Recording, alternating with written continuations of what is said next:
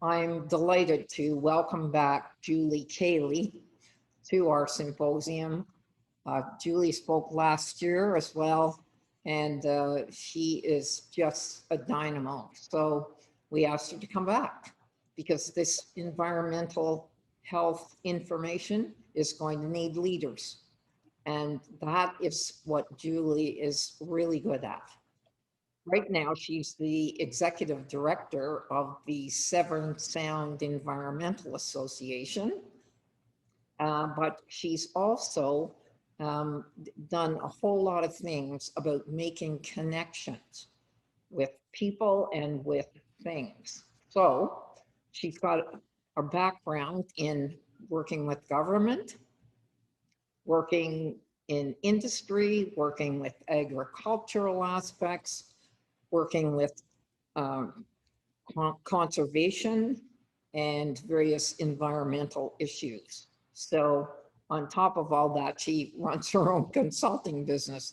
So this is a person who really gets around. Anyway, the great thing is she has an absolute commitment and passion for developing leadership opportunities for people with whom she works and for people with whom she participates in a community way. So here we go. This is Julie Cayley. It's certainly an honor to be here, and it's an honor tonight to be speaking to you from the traditional ancestral territory of the Anishinaabe people and the Huron-Wendat before them. And this territory is covered by the Robinson-Huron Treaty of 1850 and the Williams Treaty of 1923. And long before today, there have been Indigenous peoples who've been the stewards of these lands and waters. As settlers, we thank all the generations of people who've taken care of this land for thousands of years. So thank you, and miigwech. And thank you all for joining tonight. If you haven't had an opportunity, I know now isn't the best time, but the Near North Environmental Education Center is, I was shocked to find it when I went to Sunderland last year to speak and didn't want to leave. So if you get a chance, you need to spend some time in Sunderland. So tonight, what I want to do is, and Joss knows really well that I've been stressing about how to approach the presentation. I don't think of myself the way Joss just described me, and so what I'd like to do is share my experiences and some of my stories that have taught me some of the things that I believe make effective and good leaders.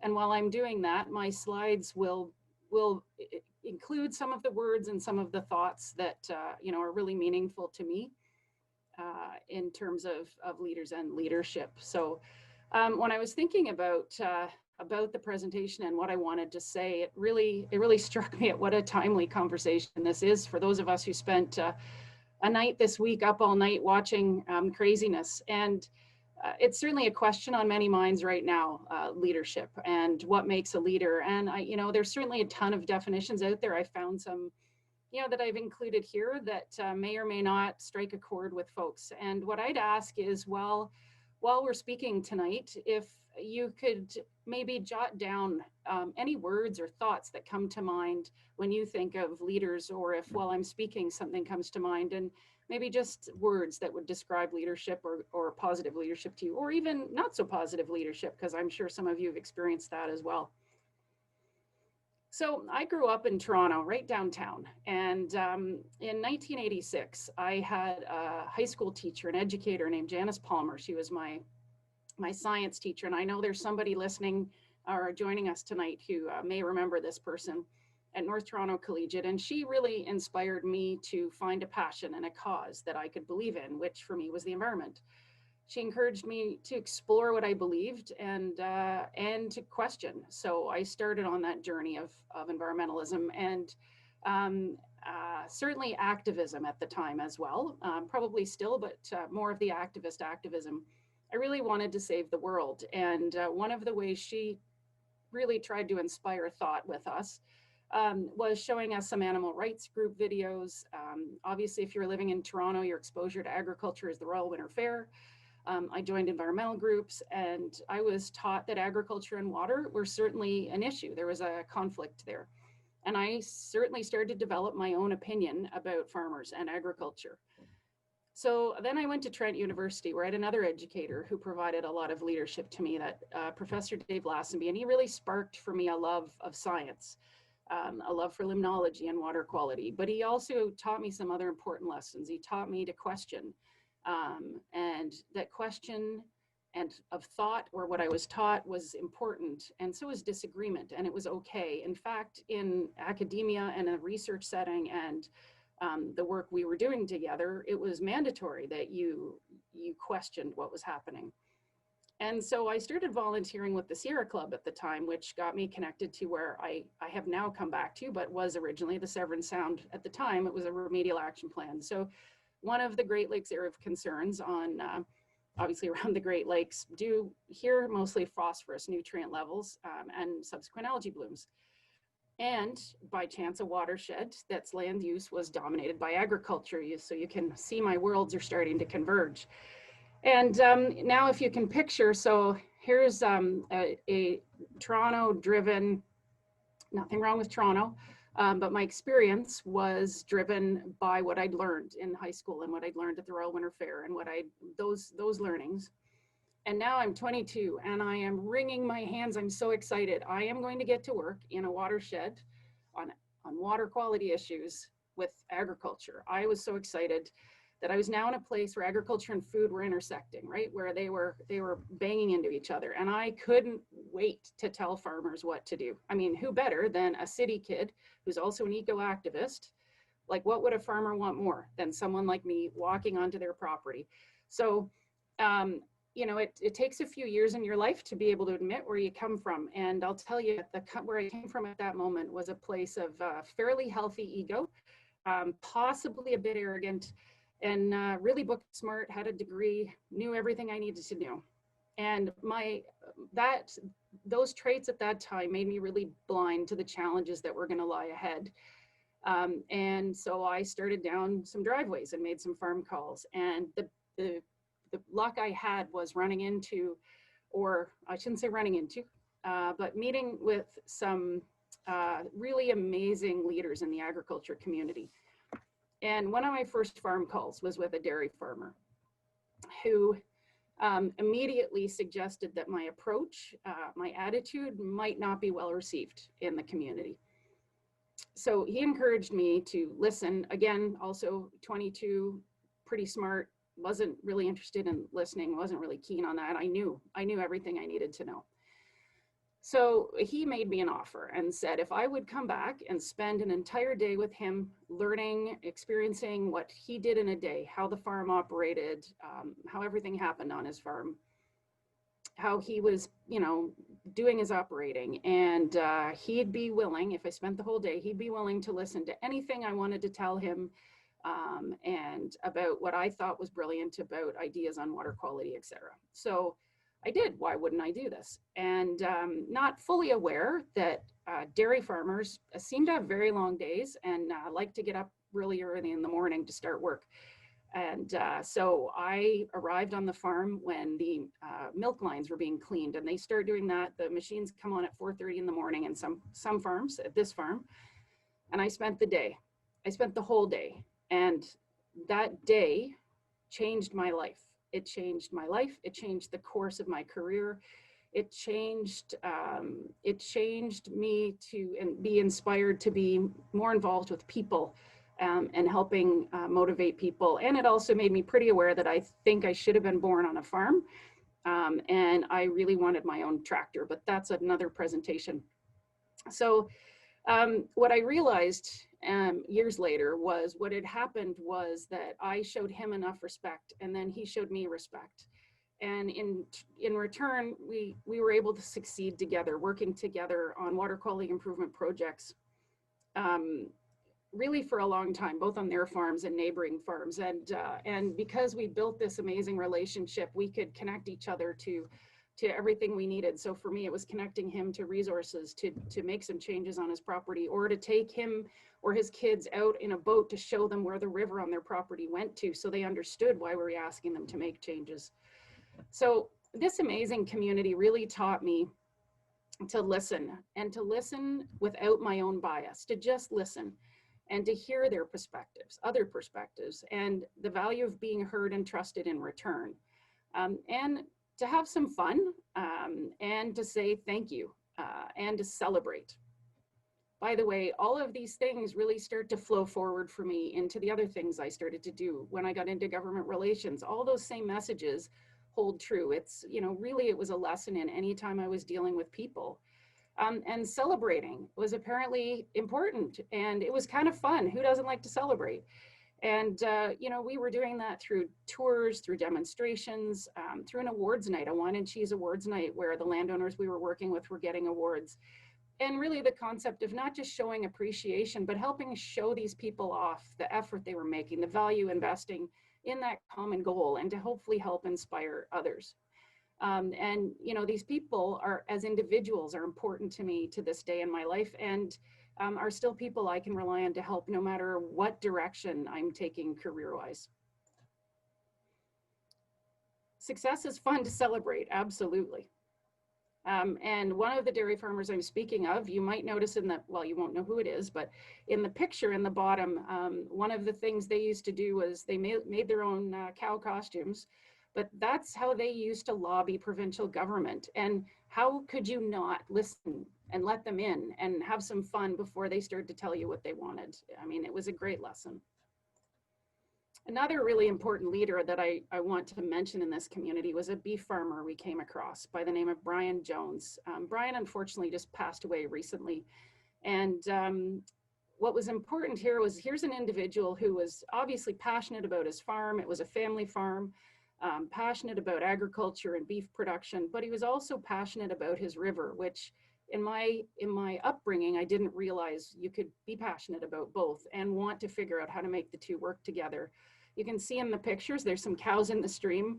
He was concerned about the impact his cattle were having on the stream. And because of this previous experience I just described to you, I was basically handed off on a base of trust from another landowner to say, talk to her, she can help you.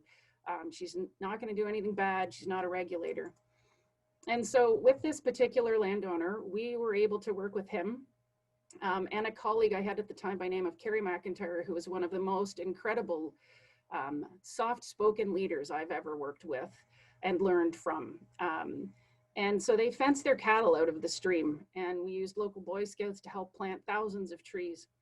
And if you think about the property you're seeing in this picture, so you can certainly see there's a significant buffer and the river flowing through here. This individual had to make a decision to take a risk, and the risk being to retire a bunch of land from production, which if you're into agriculture production isn't usually what you think about. You don't think about retiring land and not having it produce. So a leader taking a risk, and taking a risk in the community that other people thought he was crazy. Why would you do this? And he took the risk because he knew it was what he wanted to do, and he knew it was right. It's carrying on for generations. The family, they're still leading in the community. And this Severn Sound agriculture community at that time in my life, and still really an example of what great things you can accomplish when you're building trust and relationships based on honesty and genuine care. And a common goal. And this ag community really led the way to the delisting of Severn Sound as an area of concern. We were the second of only 7 areas on the Great Lakes that have delisted since 1987. That's pretty amazing. And the agriculture community was one of the main reasons that this was possible for us. Now there's someone on the line who's probably going to be surprised. I keep saying on the line, that makes me feel or sound probably old, but there's someone in this webinar that is going to be surprised when I say the name Keith Sherman in terms of a leader in my life. And Keith was my boss at the time and a manager. But one of the things that I really learned around leadership from Keith was that he brought the science community and the local community together and developed a plan to implement to clean up Severn Sound water quality. And Keith was a civil servant, so this was a bit of a, it was a challenge to be asked to bring a bunch of different folks, different backgrounds, different agencies together at one table. And the quote I've put up here from Keith, I think is really important when we're talking about leadership. And that's, he asked these folks to leave their agency hats at the door and to focus on the common goal at the table and just bring their personal expertise in the room. And you know, the Public Advisory Committee was the same, really to ask the community, what did they want? What did they want? How did they want to drive the process? And what's power here is being able to give up the power, right? So what Keith did was ended up creating a joint municipal service board, and you can see the 8 municipalities along the bottom. Success achieved by letting go, by giving up what we perceive as power in a situation. A bit scary, particularly when you're organizing actions around a group of this size. And again, working together on that common goal and embracing the differences of those folks at the table. So the other thing I was thinking about was, I've been reading a book. I've been trying to read outside of my normal, let's just say lately. And in his new book, Brian Burke speaks to, Brian Burke used to be with the Toronto Maple Leafs general manager. And he speaks to never lie to your players. And so I was giving that some thought the other night. And it's such a unique time that we're working and living in, so unlike any other we've experienced, full of anxiety, full of stress, but also opportunity and opportunity for growth. And all of our teams, so the team that I work with, the Severn Sound Environmental Association team, our players are our team members, transitioned to working from home early in March. So we did that by giving them the tools they needed to do that, keeping them connected. So we use Zoom. We use technology as much as possible. Some of the older folks on the team, like myself, have struggled a little harder to get used to that. We do virtual meetings. So we're doing 3 meetings a week, and Fridays are only for fun. We have Photo Friday, and our team probably knows each other better now than we did when we were in the office working together. The photo I've included here was they missed each other and wanted to see each other. So we had an opportunity to meet outside our building in a parking lot you know, in the new way of working and meeting. What I've tried to do with our team is make sure that these meetings, these Zoom meetings in particular, are a safe place where they can trust sharing what their needs are, what they're struggling with, if they need each other work-wise, you know, what kind of activities they need some help with. When that doesn't feel safe for them, I've also done some Survey Monkeys so that folks feel a little more like they can be anonymous in what they're expressing as a stress or something they might need. But again, what's important as the group, the person leading this group, is that I have to follow through on that, or why would they keep doing it? I need to walk the talk. So if I'm going to ask them what they need, I have to be prepared. So, you know, we've been working to try to upgrade computers because not all of our staff have laptops. Making sure they've got access to an employee assistance program because it is such a stressful time. And making sure they're able to work comfortably from home and can continue to be productive. And, you know, for me, it's important that I can help move roadblocks for them so that they can be successful. You know, really, to me, leadership is about enabling success, enabling this team and these individuals to accomplish whatever they need to accomplish and to feel great about what they're doing and to be honest with them. So I haven't held back in terms of when we need to close the office or that we're not looking at reopening anytime soon, the revenue challenges we've been having. And our team really, there's such an amazing, talented group of people. They've really pivoted during this crisis and found different ways to deliver our goals and our strategic plan. They're brilliant to start with, but they've embraced the opportunity to be even more brilliant, I guess is the best way to say it. They're pushing themselves out of their comfort zones and creating new programs, new methods for delivery, you know, new methods to do outreach and education. And we do a lot of water quality work, and they've, you know, finding new ways to do our citizen science programs. And I really can't be more proud than I am to work with this amazing group of people who I feel like I'm just here trying to make sure that if something gets in their way, I can help get it out of their way, and that we can be successful as a group. I really believe now more than ever, it's important to have leaders and strong leaders, and leaders of all kinds. To me, a leader or leadership isn't one distinct thing.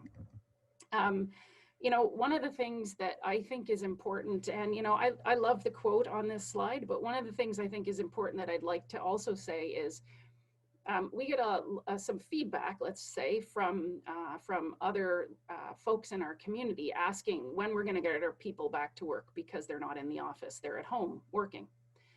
And I like to think of right now, and I've seen other people speak to this, people are not working from home. People are at home trying to work during a world pandemic with stressors and pressures that most of us have not felt in our lifetime. People are trying to work with their 4-year-olds hanging off them in the middle of a Zoom meeting. People are trying to work while their loved ones are sick and they can't go visit them. I mean, it's a very stressful time, and I think it's important that we think about that as leaders, and that we think about the opportunities right now. It's not always easy. It's not always fun.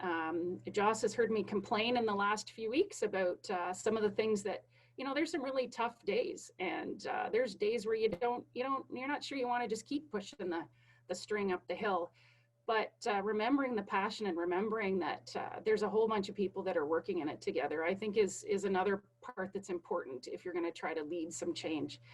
Environmentally, we certainly have an opportunity now. The new normal is being developed every day. Whether you engage or participate or not, everything's changing every day. So you might as well get in and participate because there's some opportunity. It's going to change whether you participate or not. I think we all have a role, especially as leaders, to use this opportunity to hit the reset button, to reboot. And on the environmental standpoint, for sure. And obviously the path we've been on has not been working. We see that in the health crisis and the environmental crisis that we're in. I had to include this because I love this quote, and it's something that keeps coming back to me. And I first heard it from a Brene Brown presentation, but what really strikes me is the line, and again, this is a Theodore Roosevelt quote, the line, "The credit belongs to the man who's actually in the arena, whose face is marred by dust and sweat and blood, who strives valiantly, who errs, who comes short again and again, because there's no effort without error and shortcoming." I think leaders need to remember that as well when things are hard and when times are tough and when it feels like maybe you're not making the progress you want to make. I think this is important. Again, we're doing things completely differently. We're doing our field work completely differently. It's hard to work in a mask when it's 90 degrees out in a boat. And, we're in a global crisis. Everything feels uncertain. And I believe that we can start to find some stability in sustainability. We need to build the community and societal resilience. Right now, some of the big picture leadership that I'm seeing are places like the International Monetary Fund, the European Union, the World Bank. They're all talking about green recovery and greening the recovery. And I think that they'll be the leaders. Folks who pick that up, businesses who pick that up, I think are going to lead us into the future. Enabling people to adapt and deliver is critical. And people really want stability in a time of sustained crisis. And I think we need people who are willing to take the risk to lead as we move this piece forward. So if you've heard me speak before, I'm going to just keep rambling. So I'm going to stop there. And I want to thank you all for taking the time to join us tonight, and especially to Jocelyn and her team. If you want to see what leadership looks like, I think you look to Joss and her team. They're a pretty amazing, talented group of folks, and certainly people I look to think about the ways I like to do things. And look at you, you've pivoted yourselves to seamlessly delivering your events to being virtual, and your leadership's really important in the broader community. To do is continue to thrive and adapt to all these new challenges that surely are coming our way.